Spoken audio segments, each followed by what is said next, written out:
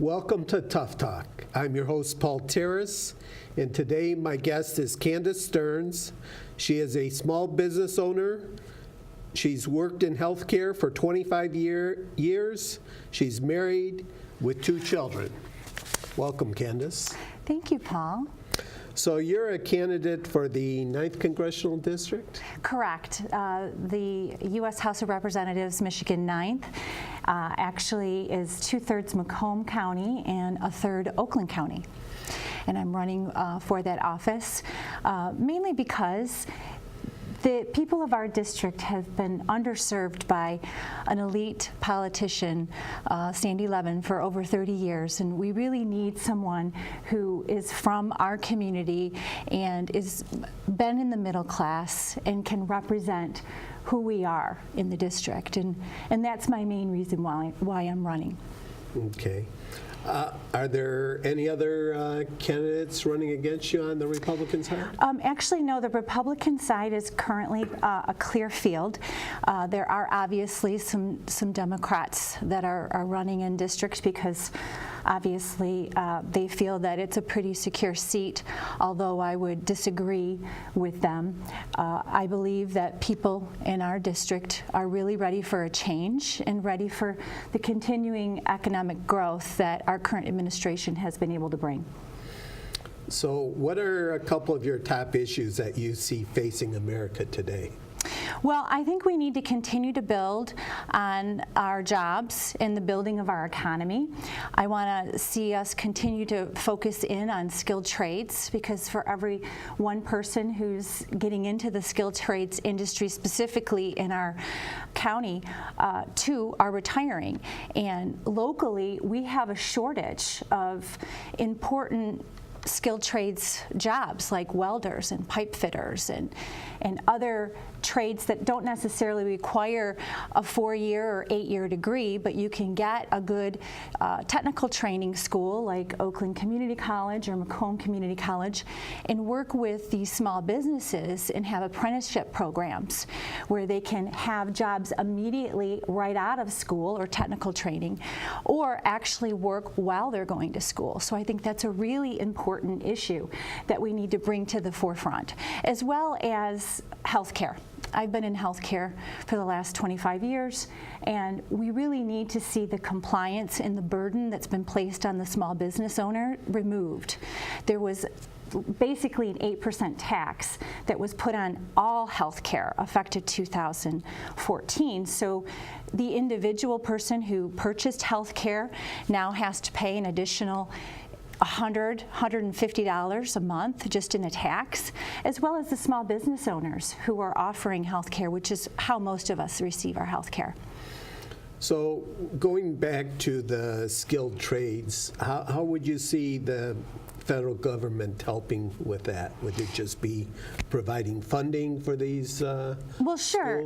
I think there's currently some educational funding that could continue to be put on the table for states, but then also to make some accountability for the 4-year degree, for example. Right now, there are grants available through college tuitions and things that students have a free rein to get. They have to obviously qualify, but there's no skin in the game for a 4-year college at this point to say once this money has been allotted to those folks that there is some type of requirement that the school has that there's actual placement for the student once they actually get through that 4-year or 8-year program.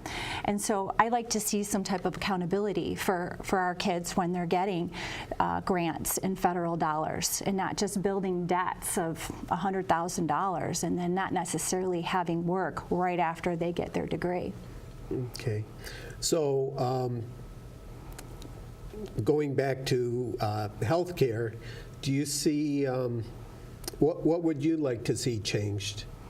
Well, I think there are a lot of things right now that could be done on a bipartisan basis. For example, there's bills that have been put in place in both the House and the Senate. They pass the House, but then unfortunately die in the Senate in a lot of cases. But things like 30 hours being considered full-time.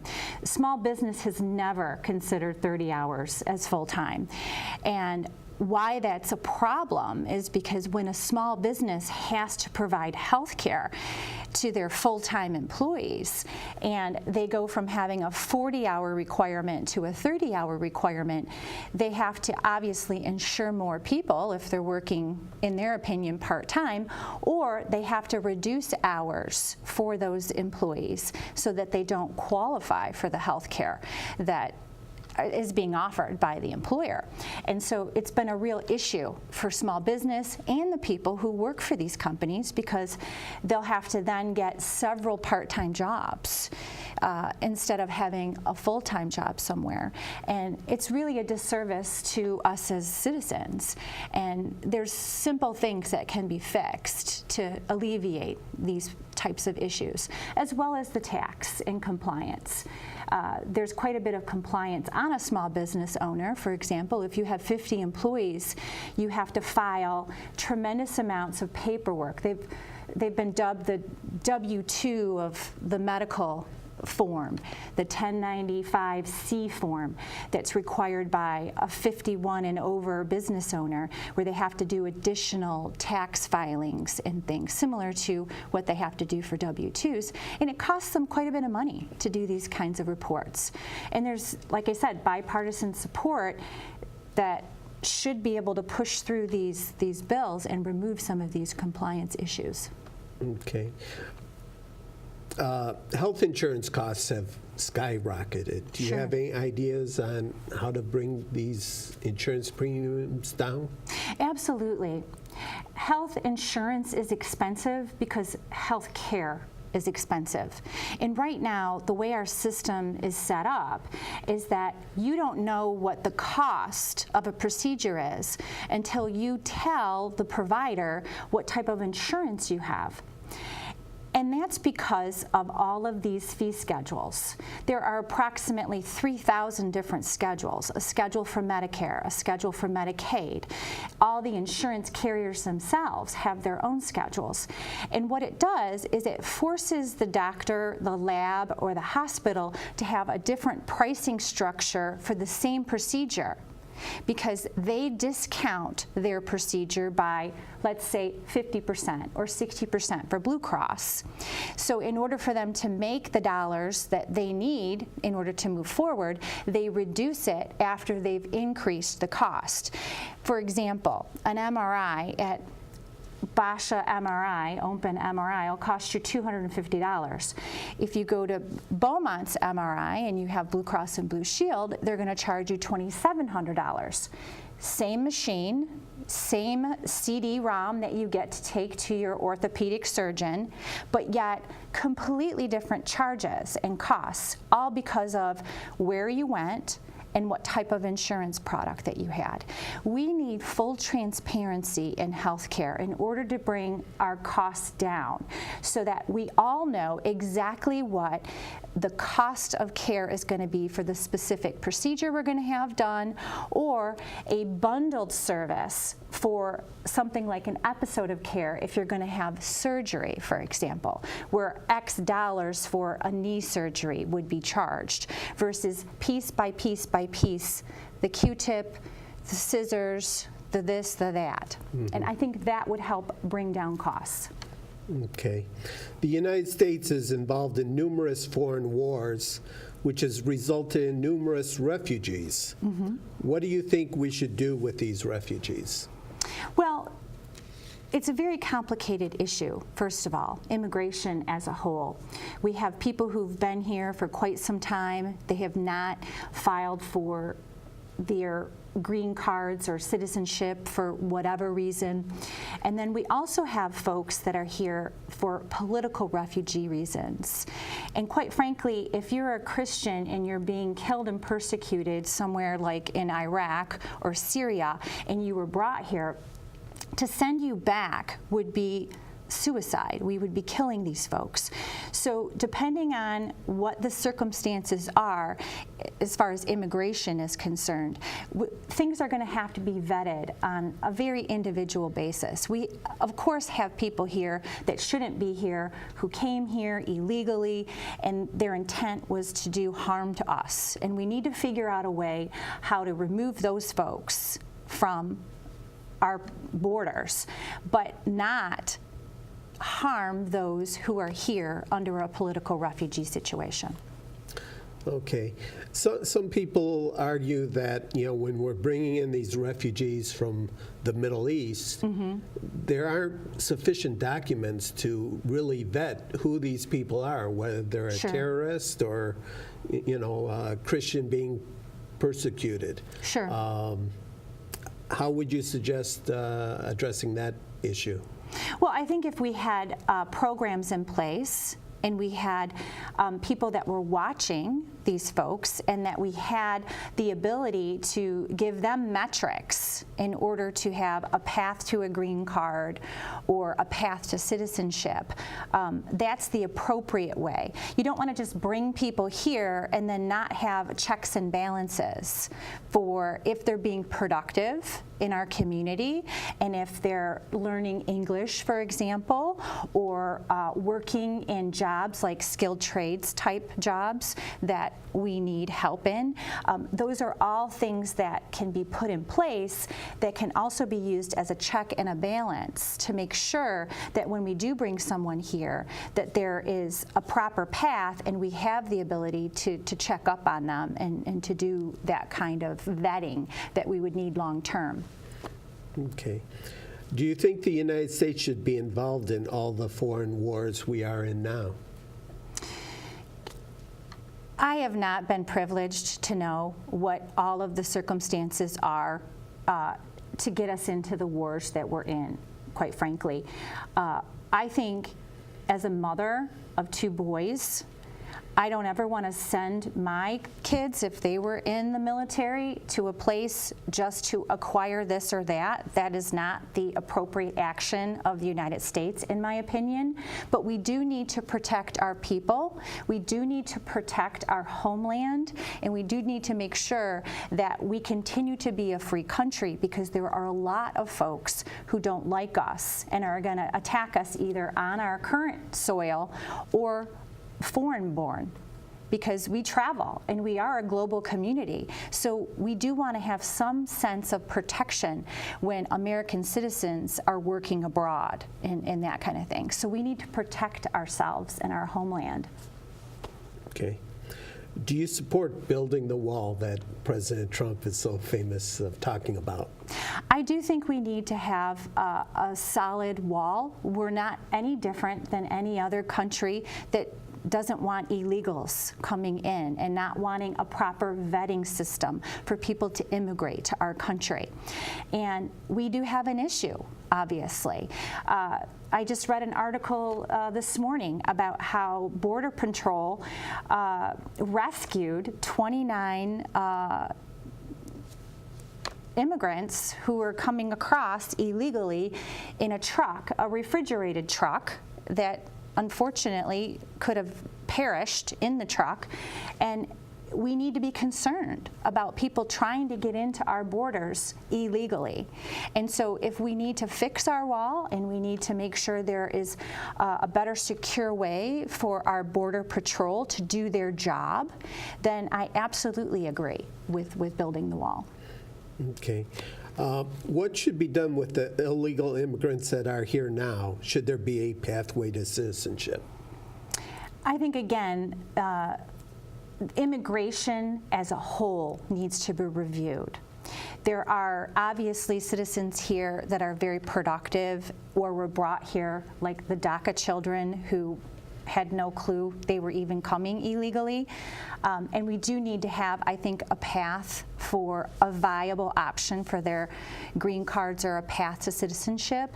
But the way our current immigration system is set up is obviously broken, and we need to have it evaluated and fixed. We have lots of different ideas that obviously Congress is trying to maneuver through at this very moment.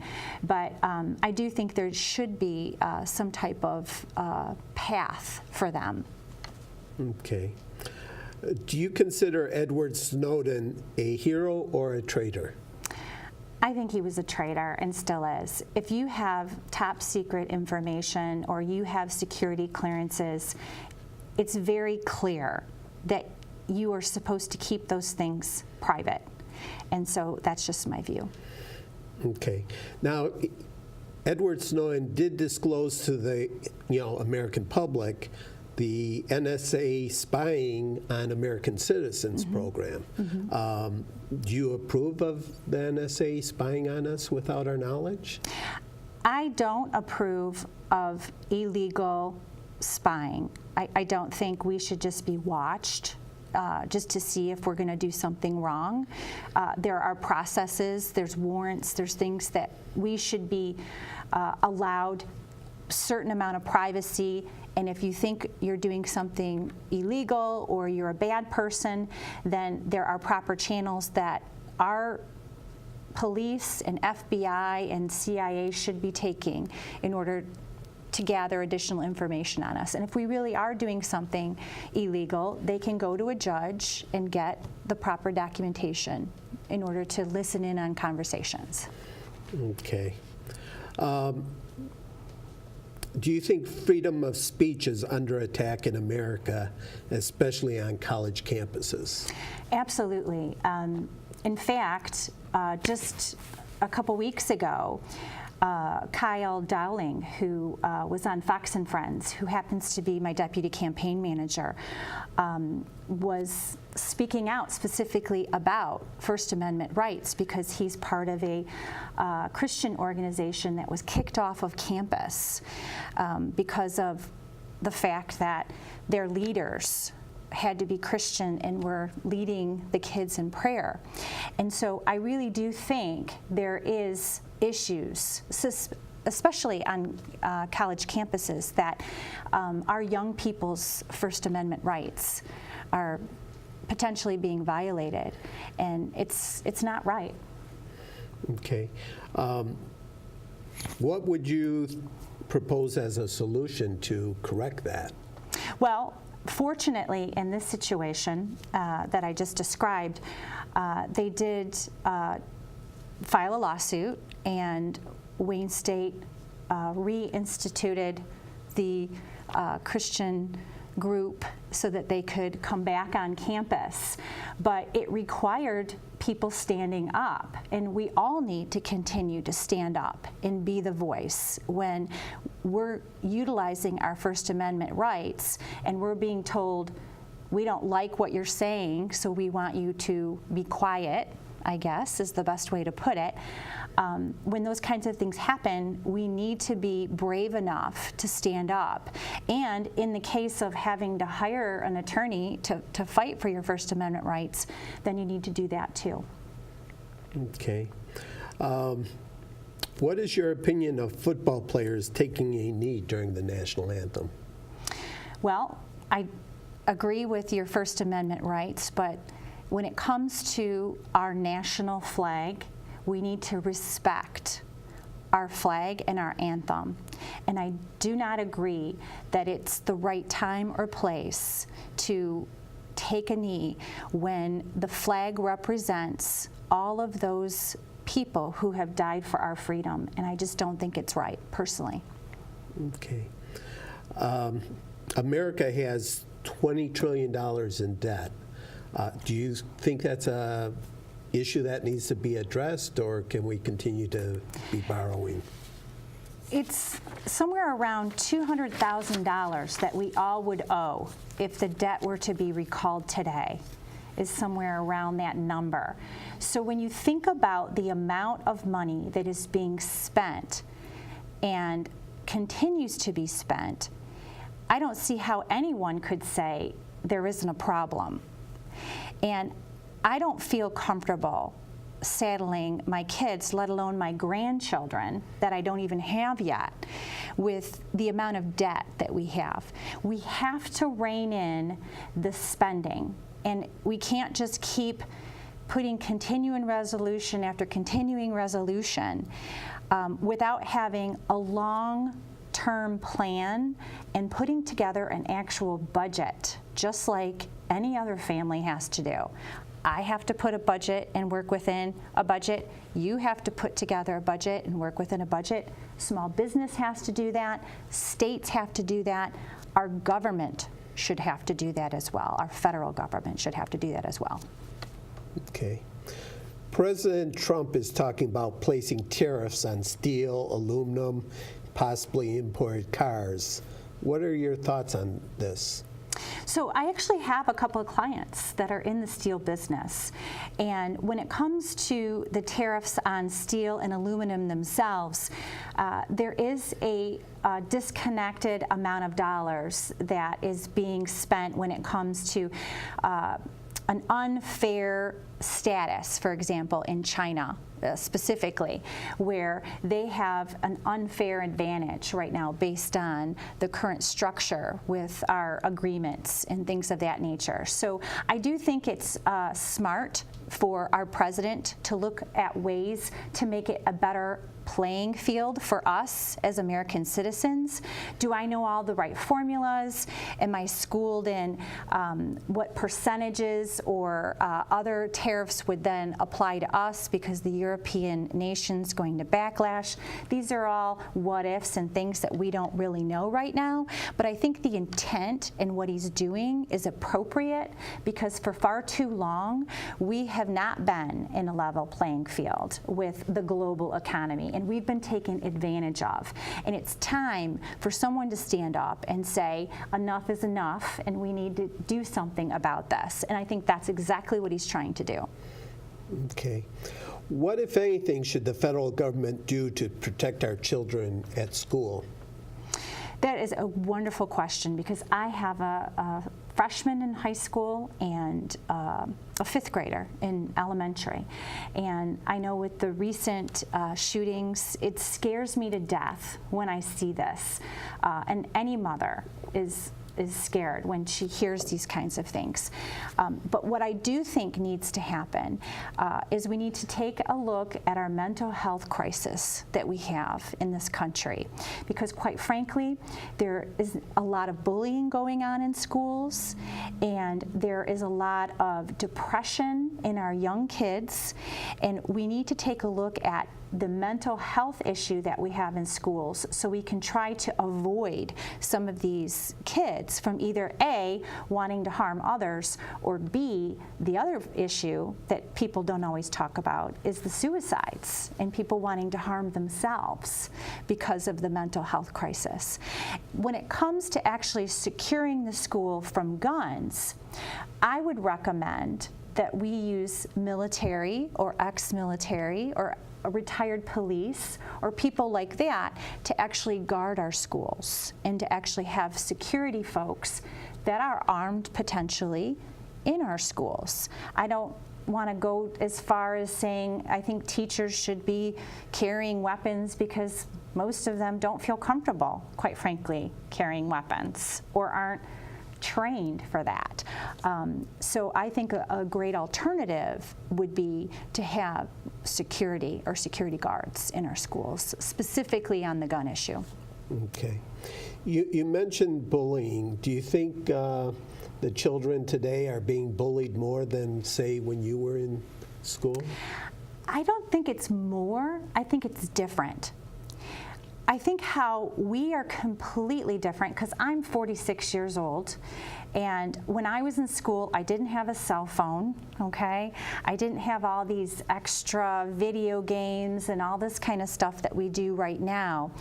And where I think there's a paradigm shift or there's a difference in the kids today at the same age I was is that there isn't as much interaction, social interaction, where we have physical, face-to-face conversations. It's a lot easier to text somebody nasty comments or to be mean and ugly over a screen because there's this anonymity that's about you, that you don't have this direct face-to-face conversation. So did we have bullying in school? Absolutely. Did we have school ground fights? Absolutely, we did. But I think it was a different situation than what we have today, and that's where some of this stuff has gotten escalated, is because the world has changed with technology. I think, when you or when I were in school, we'd go home and that would be the end of it, Right.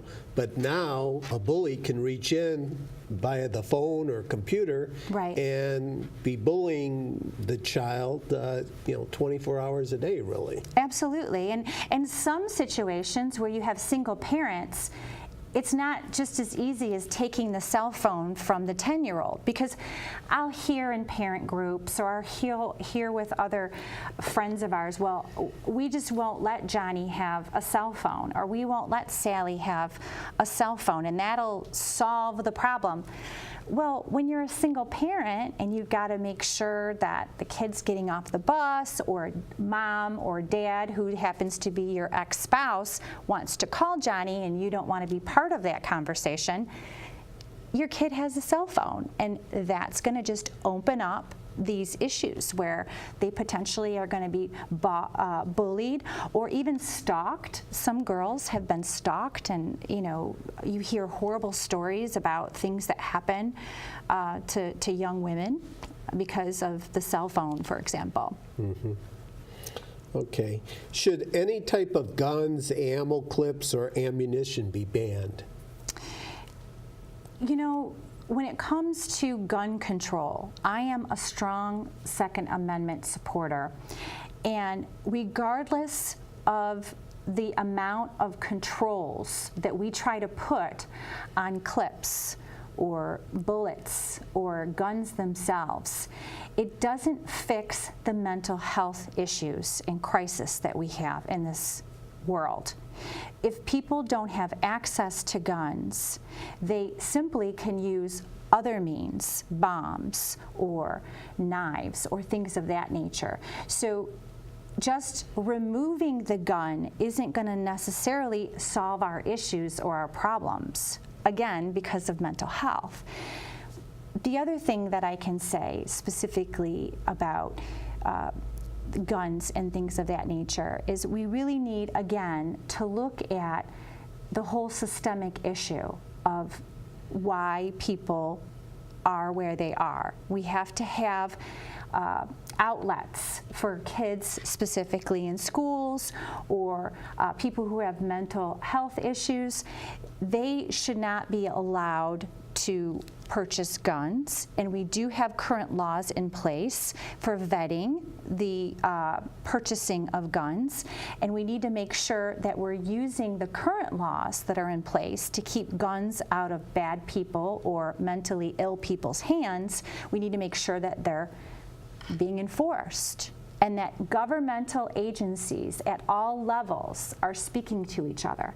I have friends who are in the police department, and they'll tell you that the discussions and the systems that they use are separated so that it's not always easily accessible for them to cross-check felonies and warrants and things like that with other governmental agencies. So we need to also take a look at that and make sure that the laws we currently have in place are working correctly and are being enforced.